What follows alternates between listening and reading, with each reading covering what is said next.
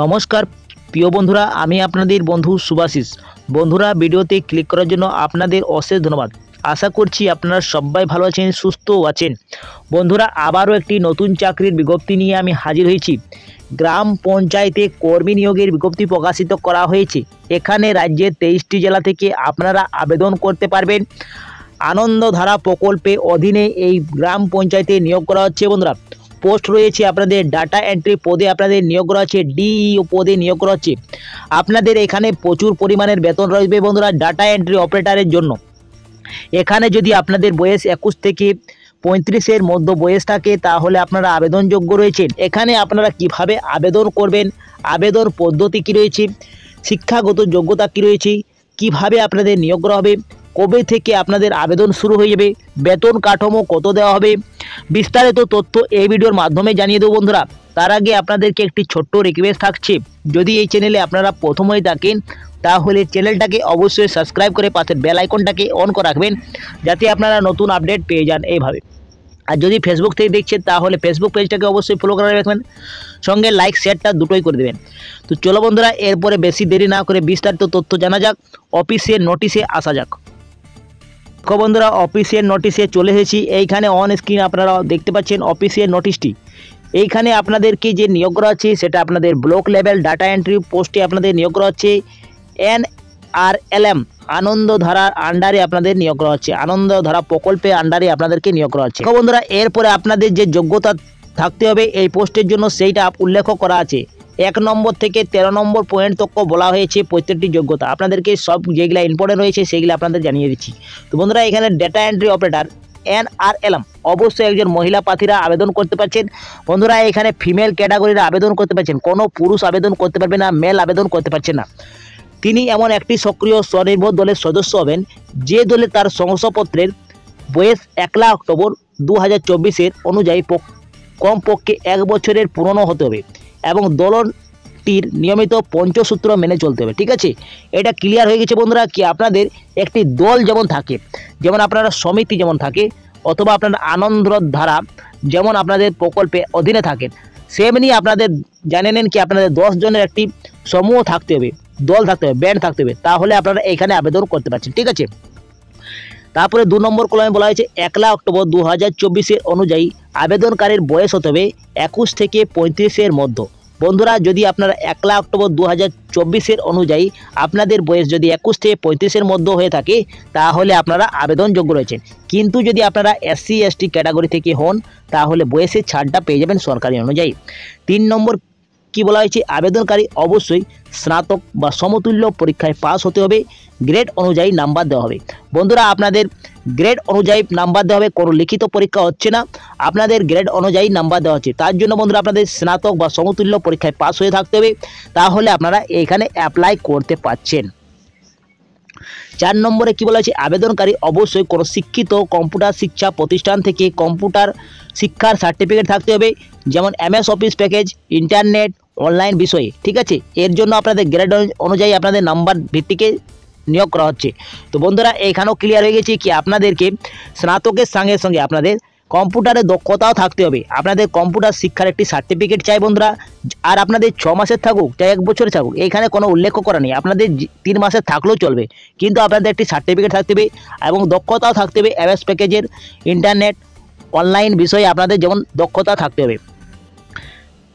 এইখানে বলা হয়েছে 6 নম্বর পয়েন্ট, অত ব্লকের গ্রাম পঞ্চায়েতের বিভিন্ন গ্রামের কাছাকাছি অন্য গ্রামের পঞ্চায়েত গিয়ে অথবা কাজের প্রয়োজন জেলা রাজ্যের বিভিন্ন জায়গায় যাওয়ার জন্য রাজি হতে হবে। যেমন এই পঞ্চায়েত থেকে 2 নম্বর পঞ্চায়েতে আপনাদের যাওয়া আসা যেমন রাজি হতে হবে। ঠিক আছে, তাহলে আপনারা এখানে যোগ্য রয়েছেন। আপনাদের জনখানে পাঠাবে, যে কোনো গ্রাম পঞ্চায়েতে পাঠাবে, আপনাদের ওই জেলার ভিতরেই আপনাদের পাঠাবে। ঠিক আছে, জেলা বা রাজ্যের ভিতরেই পাঠাবে, আপনাদেরকে যেতে হবে যেমন। ঠিক আছে, তাহলে আপনারা এখানে আবেদন করতে পারছেন। 7 নম্বর বলেছে, আবশ্যিক শারীরিক ও মানসিকভাবে সুস্থ থাকতে হবে, নতুন নতুন জ্ঞান দক্ষতা গ্রহণ করার মতন মানসিকতা বা দক্ষতা থাকতে হচ্ছে।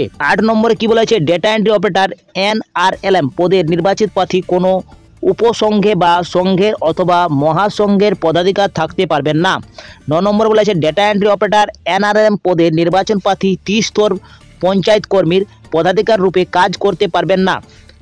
ক্লিয়ার বন্ধুরা। 10 নম্বরে বলা হয়েছে কি ডেটা এন্ট্রি অপারেটর এনআরএম পদে নির্বাচন প্রার্থী আইসিডিসিএস কর্মী, আশা কর্মী, ভিআরপি, সরকারি সংস্থান, সরকার অনুমোদিত সংস্থান, এনজিওতে কাজ করতে পারবেন না। বন্ধুরা, যদি আপনারা আইসিডিসিএস কর্মী, আশা কর্মী বা এনজিও কাজ করে থাকেন তাহলে আপনারা এখানে আবেদন করতে পারছেন না।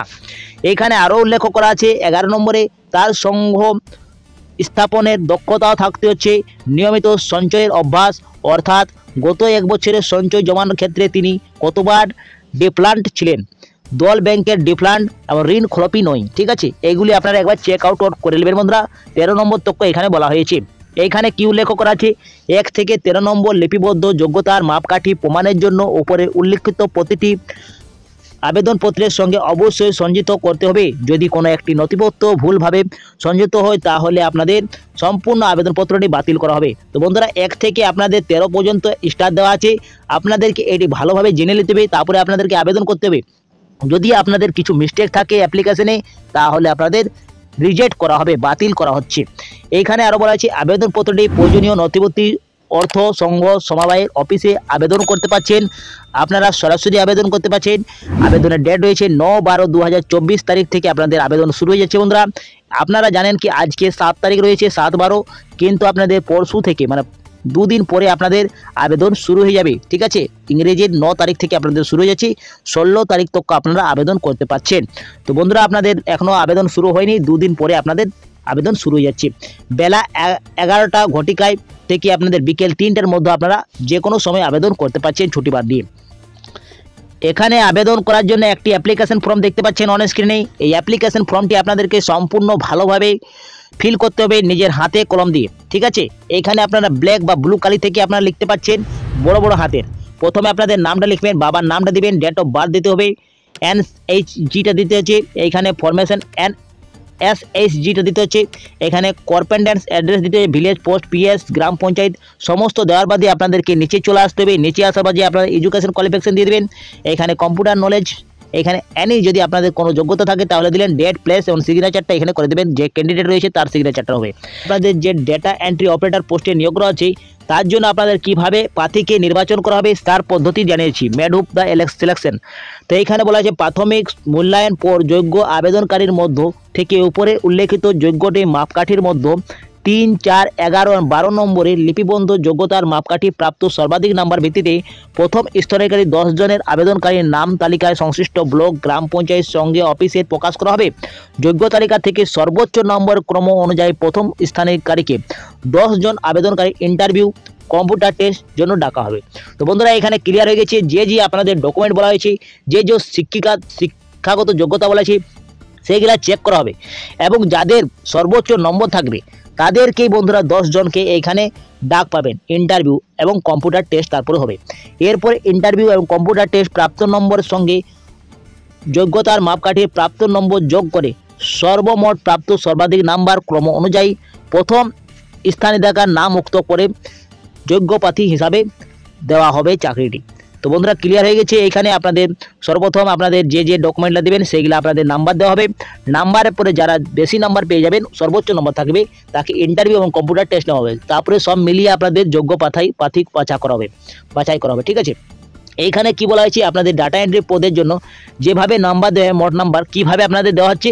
তো মাধ্যমিক পরীক্ষায় আপনাদের প্রাপ্ত নম্বর 5 নম্বর থাকবে, উচ্চ মাধ্যমিকদের জন্য 5 নম্বর থাকছে, কম্পিউটার সার্টিফিকেটের উপর আপনাদের 10 নম্বর থাকছে, স্নাতক পরীক্ষার জন্য আপনাদের 15 নম্বর থাকছে, এবং সংলগ্ন স্থাপনের দক্ষতা আপনাদের 5 নম্বর, নিয়মিত সঞ্চয়ের অভ্যাসের জন্য 5 নম্বর থাকছে, ইন্টারভিউর জন্য 20 নম্বর থাকবে, এবং কম্পিউটার টেস্টের জন্য 30 নম্বর থাকছে।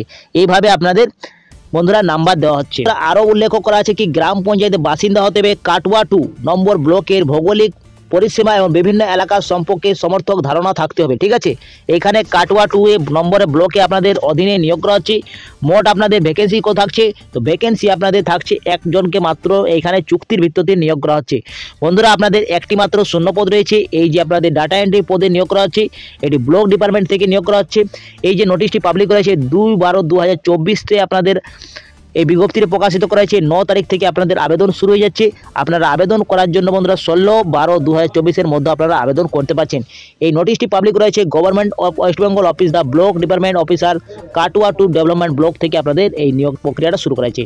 আপনাদের পোস্ট রয়েছে দারহাট ডিস্ট্রিক্ট পূর্ব বর্ধমান থেকে এই বিজ্ঞপ্তিটা প্রকাশিত করা হয়েছে। বন্ধুরা যদি আবেদন করতে ইচ্ছুক থাকেন তাহলে আপনারা ডাটা এন্ট্রি পদে আনন্দধারা প্রকল্পে আপনারা এই বিজ্ঞপ্তিতে চেক আউট করে নিয়ে আপনারা আবেদন করতে পারেন। বন্ধুরা আপনাদের জন্য একটি ভালো বেতনের চাকরি রয়েছে। বেতন বন্ধুরা এখানে উল্লেখ করা নেই, কিন্তু আপনাদের যেভাবে বেতন দেওয়া হয় ডাটা এন্ট্রি অপারেটরের জন্য সেই বেতনটা আপনাদেরকে দেওয়া হবে। মোটামুটি আপনারা জেনে নেন কি 10,000 থেকে আপনাদের 12,000 টাকা পার মান্থ আপনারা পেয়ে যাচ্ছেন।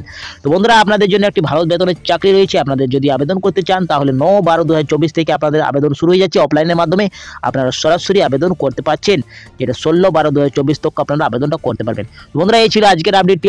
যদি কিছু ইনফরমেটিভ লেগেছে তো অবশ্যই ভিডিওটাকে লাইক করে দিন, বন্ধুদের সাথে বেশি বেশি শেয়ার করবেন। আমি এখানে এন্ড করছি, পরবর্তী ভিডিওটা আপনার সঙ্গে দেখা হবে। আপনারা সুস্থ থাকুন, ভালো থাকুন, নিরাপদ থাকুন। জয় হিন্দ, জয় ভারত।